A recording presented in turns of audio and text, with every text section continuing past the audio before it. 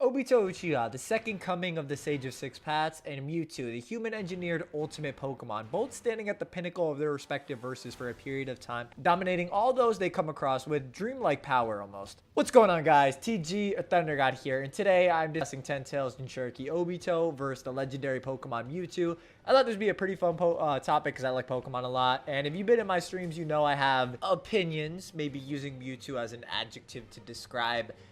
We don't, it's not a thing. We don't gotta talk about it. That's a stream thing. Let's just keep moving. Starting off with Obito, we have a couple different metrics to go off of. We have to start with his strength, or AP.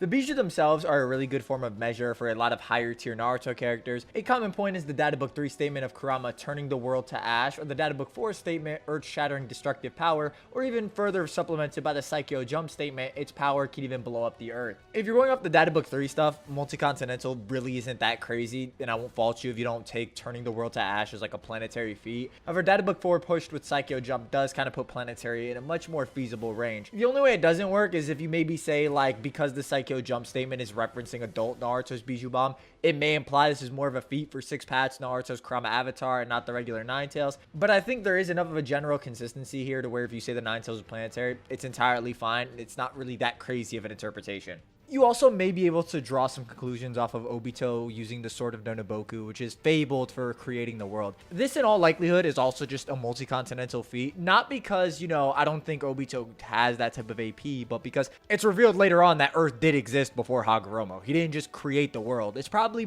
something closer to him just reshaping the landscape using the sword, which is probably where the legend was derived from. So I also don't think you can really give this a planetary point, but I think it's just more multi-continental stuff on top of the evidence previously established. Obito speed-wise should just scale 2 or above the top tiers of the verse, just showing he's blitzing the likes of Edo Tobirama or just stated outright above Hashirama. There's quite a few different avenues when talking about Naruto characters speed-wise. Some people go to the Water Fang Bullet, discussed to be light speed in part 1. You can potentially look at Kirin being light speed in the fan and data book, although I will note this is just in reference to the Kirin that Sasuke uses against Itachi, and that version of Kirin is like in an outlier, like vacuum. It exists in a vacuum because it's being amped further by Amaterasu. So the version of Kirin that Sasuke uses against Itachi is just stronger than what a ordinary version or what Sasuke had used prior. You can look at Minato being stated light speed in the glossary section on Data Book 2. Mufune's Sword Slash is also being regarded as light speed. There's all these different avenues where Obito would just massively upscale. So SOL to like massively faster than light is probably the most consistent range for Obito. You really can't get an exact gauge as a lot of Naruto characters don't just get strict like stat multipliers. It's more so amps, with the exact increase of those amps kind of being determined by, you know, you as an individual, how you interpret them to an extent. So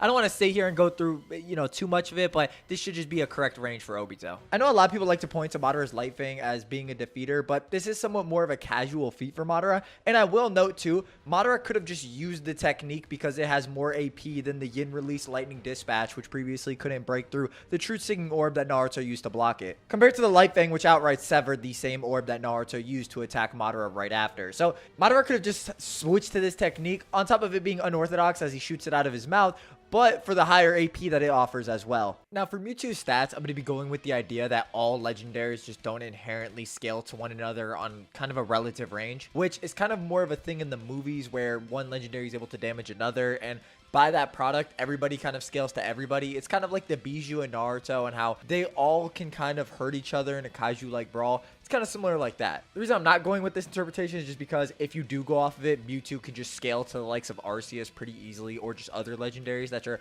much higher than the tax bracket that we're kind of looking at for this video. So I'm kind of barring that. Just keep that in mind. Mewtwo should scale above the likes of Groudon or Kyogre via his feats off Deoxys. Groudon's lore being very impressive. His Pokemon Ruby Pokedex entry noting that Groudon has long been described in mythology as the Pokemon that raised lands and expanded continents. This Pokemon took to sleep after a cataclysmic battle with Kyogre.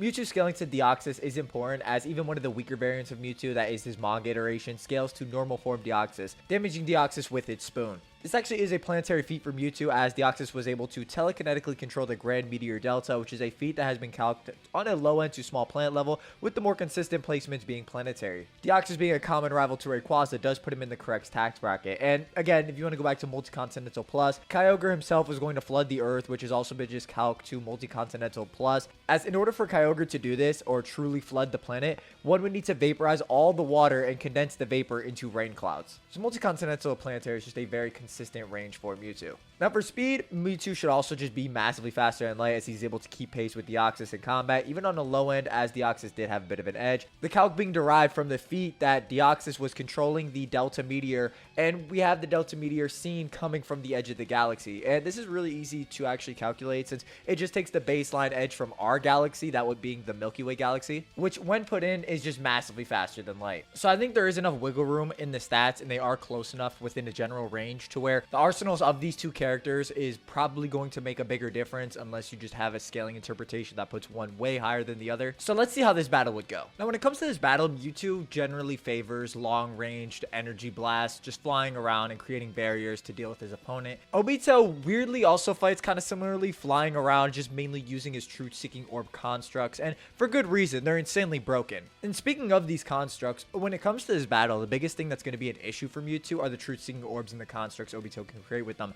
Now Mewtwo does have some impressive regenerative abilities, having access to the move Recover, which obviously allows him to recover HP. And if you want to go a little further than that, we know from the Birth of Mewtwo CD drama that's included with the Sound Picture Mewtwo box set, which was released shortly after the premiere of the first Pocket Monsters film in the summer of 1998. We actually do see that Mewtwo can revive itself after having its life responses diminished entirely, being riddled with bullets. Now, Obito's Truth-Seeking Orbs do somewhat counter this. If you're going off the idea that Dark moves are super effective on Mewtwo, him being a Psychic type, Dark moves being super effective on those types, Obito's Intone or Yin Release should specifically be effective against Mewtwo, with this outright being applied to the Truth-Seeking Orbs, should make them have a super effective nature, as Yin Release is most commonly associated with Dark or Shadow type moves like the Bringer of Darkness Genjutsu or Shikamaru's Shadow Possession. This, along with the fact that when Yin Tone and Intone are applied to Truth-Seeking Orbs, they just outright negate conventional regeneration, or just all ninjutsu generally, like the Edo Tensei, which are just constantly regenerating. That being said, it is possible to actually regenerate from damage a Truth-Seeking Orb actually does to you. Sakura actually does this with her 100 Healings technique, being able to regenerate cells that were burned away via Madara's Truth-Seeking Orb staff. Now, this actually is not just a Six-Paths rod, this is the staff that he threw into the Kamui dimension and brought back. So it is entirely possible, but I will say it's kind of depending on how high you scale Mewtwo's regenerative abilities.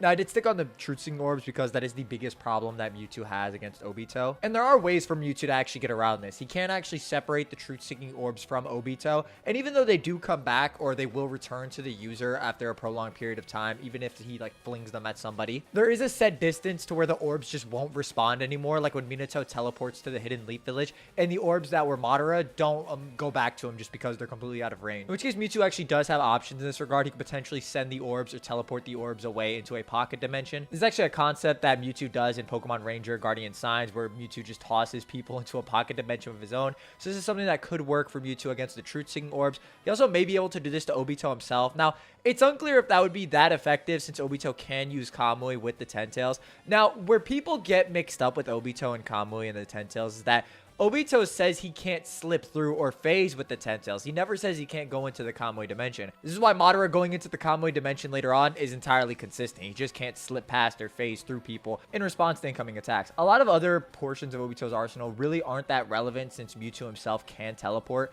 Like Obito creating the 6 Crimson Ray barrier and nuking Mewtwo with Bijou Bombs wouldn't really matter, since we see you can teleport outside the barrier. All Mewtwo really has to do is just get around these Truth-Seeking Orbs, and he'll have a good time against Obito to unleash maybe some of his other hacks. Mewtwo does have possible ways to get around Obito's Dojutsu. Moves like Future Sight are extremely threatening and would most likely ignore Dojutsu and Ten Tail Sensory Boost, as it ignores moves like Protect and Detect, meaning shields or barriers along with conventional precog don't help against it. At the very least, it may just neutralize the playing field, as a lot of Mewtwo's win conditions or better ones come in the form of Mind Manipulation via Miracle Eye. This allows Mewtwo to hit those immune to Psychic type moves with actual Psychic type moves. It also pretty much ignores evasion entirely. This may make it so Mewtwo can generally bypass some sort of mental resistances, although it's kind of hard to quantify, since Obito, for example, while not with the Ten Tails, can brush off a Byakugan pinpointed Yamanaka clan mind transfer. There are also probably limits to Mewtwo's mind control, as we only see it versus very weak characters like Nurse Joy, who Mewtwo can mind wipe and control, which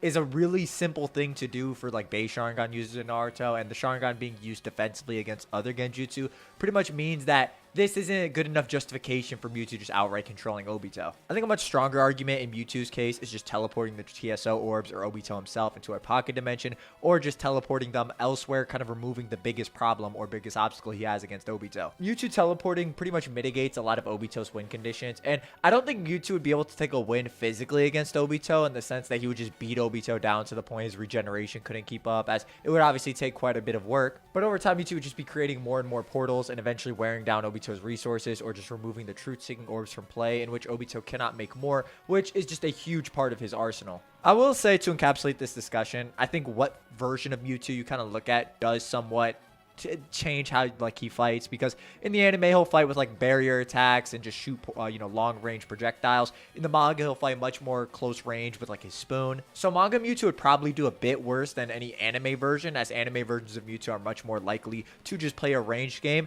And if you go with the game version, that's probably the most confident version, as that's where the a lot of the better feats for Mewtwo just outright come from. I will also say this is completely ignoring Mewtwo's Mega Evolutions or Shadow Mewtwo or Mega Shadow Mewtwo, which just shoot up astronomically in power to like universal scaling. So if Mewtwo does get access to those forms, it's kind of cooked. But I think this fight generally depends on which forms of the characters and the fighting styles that are approached, assuming relativity between Mewtwo and Obito. But that's the video. Hope you guys enjoyed. If you did, let me know down below if you like this kind of stuff.